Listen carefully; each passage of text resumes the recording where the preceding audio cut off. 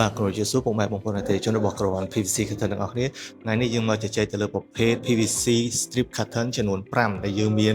នៅក្នុងក្រវ៉ាន់ PVC របស់យើងអញ្ចឹងប្រភេទទី1គឺជាប្រភេទ fix ដែលយើងតម្លើង PVC strip ហ្នឹងនៅក្នុងស៊ុមទ្វារឬក៏ពីលើស៊ុមទ្វារដែលមានការកង50មីលីម៉ែត្រដែលគ្របទៅលើទីតាំងរបស់អតិថិជនហើយប្រភេទទី2ប្រភេទ strip ដូចគ្នាប៉ុន្តែយើងហៅថាជាប្រភេទ rotation ឬក៏យើងហៅថា slide បង្វិលពីយើងតម្លើងនៅក្នុងស៊ុមទ្វារហើយយើងអាច slide ឆ្វេងស្ដាំទៅដែលអតិថិជនងាយស្រួលប្រើប្រាស់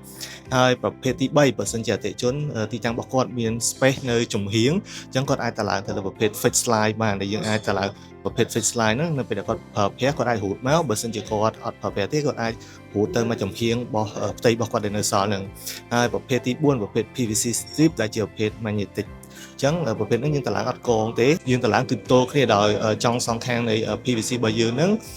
មានជាប្រភេទដែលឆក់អញ្ចឹងអតិថិជនអាចចិញ្ចោងាយស្រួលហើយប្រភេទទី5គឺប្រភេទដែលឆក់ប៉ុន្តែអាច slide បានគឺយើង slide ទៅចំហៀងនៅពេលដែលគាត់អត់ប្រើប្រាស់ចឹងគឺសិនបើបងប្អូនអតិថិជនមានតម្រូវការទៅលើប្រភេទ PVC ចំនួន5ប្រភេទខាងលើហ្នឹងអាចតាក់ទងមកក្រុមការងារក្រវ៉ាន់ PVC Curtain ដើម្បីទទួលបានព័ត៌មានលម្អិតក៏ដូចជាការប្រឹក្សាយោបល់ដែលអត់ទឹកថ្លៃផងដែរបាទសូមអរគុណសូមជម្រាបលា